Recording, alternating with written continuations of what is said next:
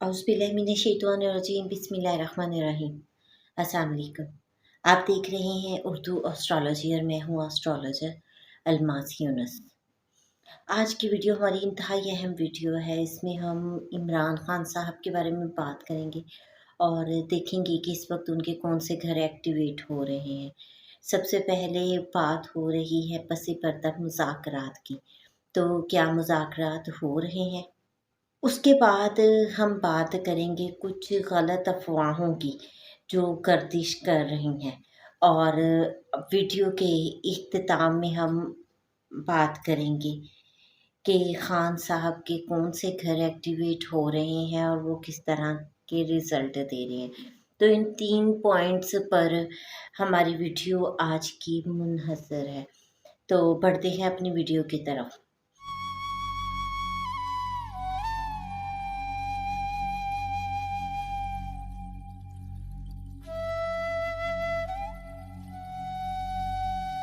सबसे पहले तो मैं आप लोगों को इमरान खान साहब की प्लैनेटरी पोजीशन बताती चलूँ।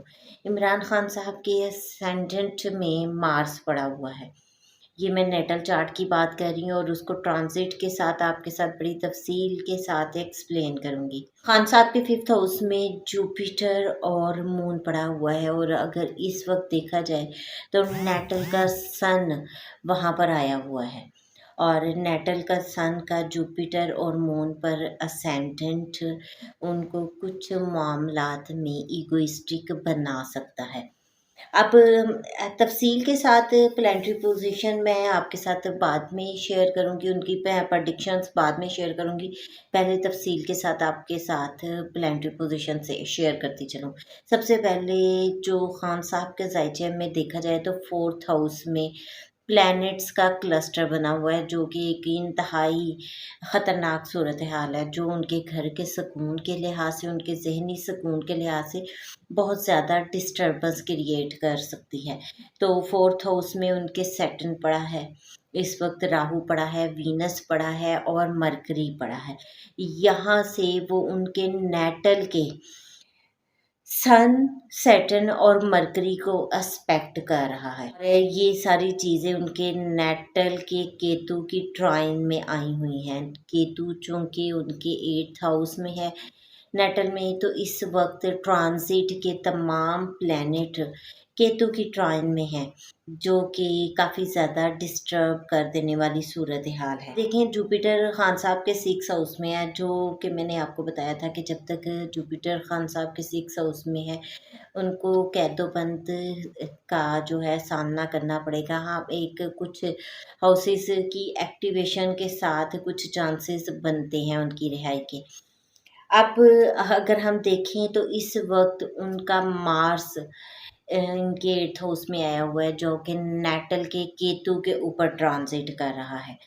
मार्स खान साहब के असेंडेंट में बैठा है और इस वक्त वो केतु के ऊपर ट्रांजिट किए हुए हैं और अब लास्ट प्लैनेट की बात करते हैं केतु की। केतु इस वक्त खान साहब के 10th हाउस में ट्रांजिट करके बैठा है। तो जब से केतु इनके 10th हाउस में आया है तब से उनको सोशली कट कर दिया था। उनके सोसाइटी में नेम फेम जो है उसने ख़राब किया। खान साहब को प्रॉब्लम्स बनी और कैदोबंद जैसी सूरत हाल का सामना करना पड़ा। अब हम बात करेंगे इस वक्त की।